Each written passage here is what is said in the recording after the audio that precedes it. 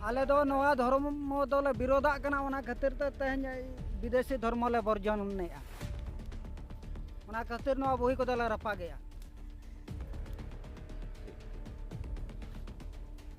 नवा पे नेल दाड़ा कना बोही को कातारे ako আর হর আবো সান্তাল को सचेतन तावन पे आलो पे ख्रिस्टियान और ख्रिस्टियान धर्म वर्जन ताबन पे ठीक गया ताले नोडे बन मुचादा जोहार असन विलाइव रे सनाम को सागुन दाराम इन देवाशीष तेहन आबो बन नाम आकादिया जहां लका दो गनसा हेमब्रम गंके नोआ लाहाते हबन कथाओ कना जहां दो कुंदुलबुनी आतु रे निज जहां ब्लॉक हुयु कान तको हा बांग्रीपुसी ब्लॉक ओडिशा खना नोआ लाहारे बन कथाओ कना जहां लका दो आको आतु रेना घटन बन आजम आकादा जहां दो इसई को बोलो काते बोई को एमा को कना जहां लका माइंड वाश काते मिटें एटा धर्म रे कांगुई को जहां लका बन कथाओ कना जे आबोआ जहां धर्म मेना एनखान चिका लकाते एटा हड़ा बोना सान्ताड़ आतु रे इंग्रेज को धर्म को प्रचारा एनखान ओना को इदी काते जहां लका को उइहर लेदा 27 तारीख मिटें को प्रोटेस्टा मेनतेन आर जहां बोही को एमा को ओना को रापागा मेनतेन चितर बन नेल दाड़े कना जहां दो बोई को रापागेता आरो विस्तारित बन बड़ाया गोंके जोहार गे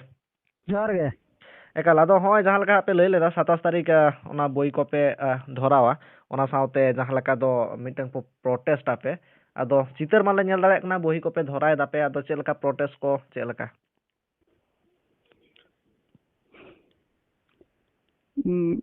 प्रोटेस्ट मना बलिंग बुझा ठीक ले दूसरे ले योग बिन है प्रोटेस्ट मने जहां लका पे लई लेदा ओना रे पे विरोध पे सामांग दापरामा ओका लका विरोध पे सामांग केदा ओका लका पे विरोध केदा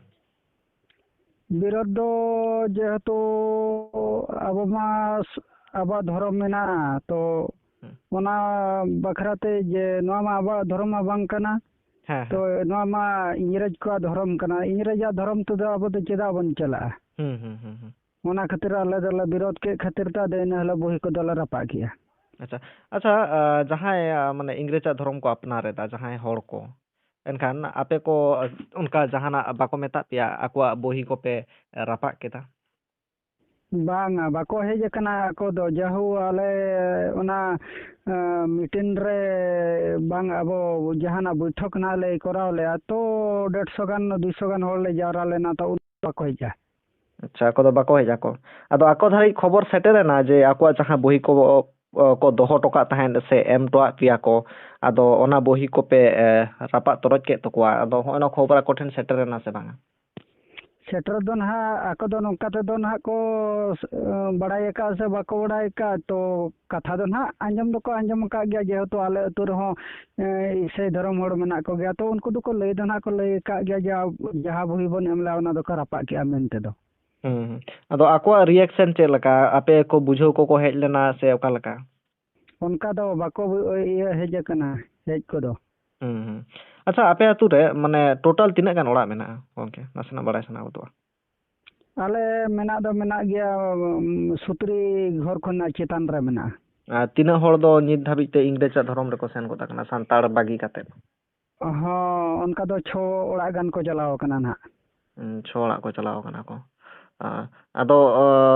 नित दो हा चेलका चेट को पे उहिरा कदा उनको 6 ओड़ा दो बोंगा बुरु करे दो को दूदेला को कना पे से बांगा से आको को सला से गई पलका उनका दो अड़ी जिखा गलमाराव ले दोहो का मेता को कना ले जे दिसम करे को इसे धर्म कान गया तो उनको को मा बुसा को कणा चावले को एमो कान गया तो आपे हो में पे जुदी बापे जम रहे हो बाले बाध्य पे के बड़ो न जे बाहा को मामणे को पैसा को उठाव कना पैसा कार को तरह एमो पे तबन आको मेना को आले दो बाले एमो आले तो बांग चोड़ा बाले एमो आले दो ठीक आदो होय जहां लका एटा धर्म होड़ आपे आतु माने हेज काते उनको को धर्मान तोरितो एपिया से उनको आकुआ धर्म को प्रचारेदा सांताड़ आतु रे जहां धर्म प्रचार रेना अधिकार ताय बाचुआ चला से सांताड़ दो माजियारी सिस्टम लेकाते चला कना एनखान नोआ रे तायम द्राम से पे उहिरा कदा आतु रे पे बोलो जोआ कोआ से बांगा चेल का पे उहिरा कदा आले प्रचार उत्तर दो ओड़ा ओड़ा दो प्रचार हम वाला प्रचार चौका और आले अतु दो बोलो हम वाला बोलो हे चौका नोआ दो ना ले दबी गया एनखान हो लगा 70 ओड़ा आपे मेना पे एनखान आडी नोआ जहां माने प्रोटेस्ट रे से जहां लगा है विरोध रे आडी कम धारा के पे नेलेना तो ᱚᱱᱟ ᱫᱚ ᱟᱫᱷᱟᱱ ᱦᱚᱲ ᱫᱚᱠᱚ ᱨᱩᱣᱟᱹᱲ ᱪᱟᱵᱟᱭᱮᱱᱟ ᱛᱚ ᱛᱟᱭᱚᱢ ᱫᱷᱟᱨᱟ ᱛᱮᱞᱮ ᱤᱭᱟᱹ ᱠᱮᱜᱼᱟ ᱚᱱᱟ ᱠᱚᱫᱚᱞᱮ ᱨᱟᱯᱟᱜ ᱠᱮᱜᱼᱟ ᱞᱮ कम धारा हड़ गेले ताहे गो लेना आदान दको उठायना और मेटा प्रोग्राम अतुरे ताहे लेना ओना खातिर को बापला प्रोग्राम ताहे लेना ओना खातिर को रुवाड़ेना ठीक है एकाल बुझेना अनखान आपे सुर सुपुर आतु कोरेना चलका गोड़ो गपड़ो ओकलका पे नामेदा जहां लका आपे सांतार रगे ताहे सनाय पिया और एटा को सांतार बागी काते इंग्रेज सनायत को चेत पे हेरदा एटा तो को एटा धर्म तेदो ना बाको चला जेहेतु नोआ गापलमारा हाँ सेलेद को ताहेलेन गया को और ओना एटा अतु को आले सुर सुपुर अतु को को बही को मा को उनको को अगु किया को अगु कता अदो ओना को ले रपा मिसा तरा के ये ठीक गोंके एनखान बुझोना और एनखान मुचाद रे दिसोम हर को चेत दिसुदिस चेत आमा मेसेज एम सदरा को मुचाद रे दिसोम हर को इना मैसेज दो हुयु कना जे नोआ इंग्रेज धर्म तेदो बाबन चला अब धर्म मेना गया सारना धर्म बांग अब सरी धर्म जहाँ बन मेता कना नुतुम रगेन हाबन एपर हेंडे कना धर्म दो इना कान गेता बना तो अब जानम धर्म रगे बन तहन मा एटा धर्म ते आलाबन चला मा ओनागे अलिया मेन दो तेहेन मा ख्रिस्टान धर्म दो मेटा धर्म नुतुम तको प्रचार मेटा राजनीति कना और ख्रिस्टान धर्म रे दो जहाँ आले अतु को रविवार को सेनोक कना मिद कोना चाले 10 टका पैसा नोआ दो मेटा व्यापार लेका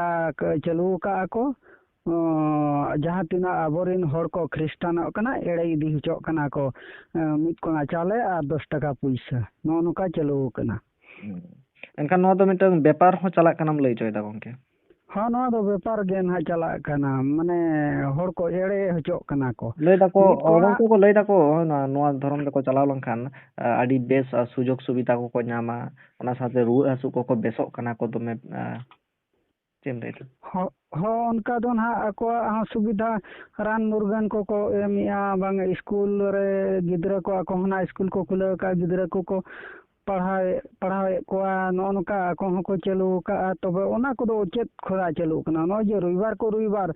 मिद गोना चले 10 टका पैसा इदी दको नोआ करे खन के चलू कना जो भारत दिसम रे जदि उना ये इसे धर्म मेना को उनको जदि को एमा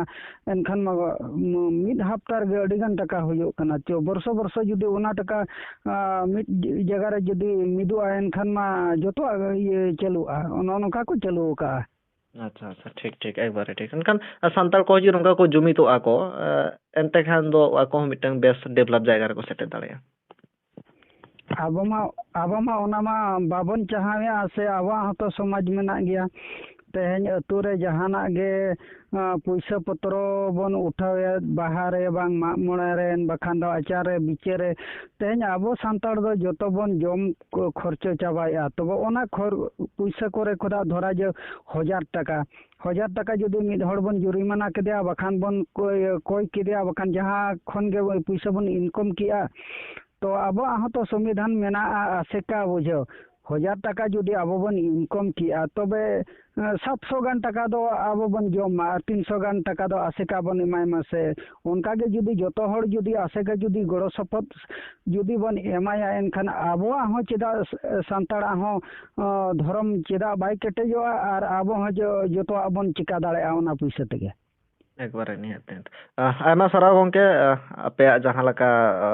प्रोग्राम पे सप्लाव लेदा ओना पे सत केदा ओना साथे दिसोम हर को बाराय चे कोत के को आज ताहेना दिसोम हर को जहां सांताल रे मेना का को सांताल लेकाते को ताहेना बाको इंग्रेज वा से इंग्रेज धर्म बाको मनावा तावा आदो अपना पिना चॉइस कान तो का सेन दाड़े को ना तो मान खान जोहार के तबे हां मा जोहार के तो आले बड़ा हम बाको बड़ा चले से चना बांगा ओड़ा रे हेज कते बही को माहले कना मेने आको नो दो जीवन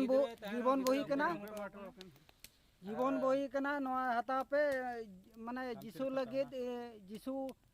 बखरा प्रचार पे और बेस हर डहार पे नाम खान दो नोआ बही पढ़ा पे उनका को ले आले कना आले दो लया को पे ओना कथा मेंटेन को मेन हटो का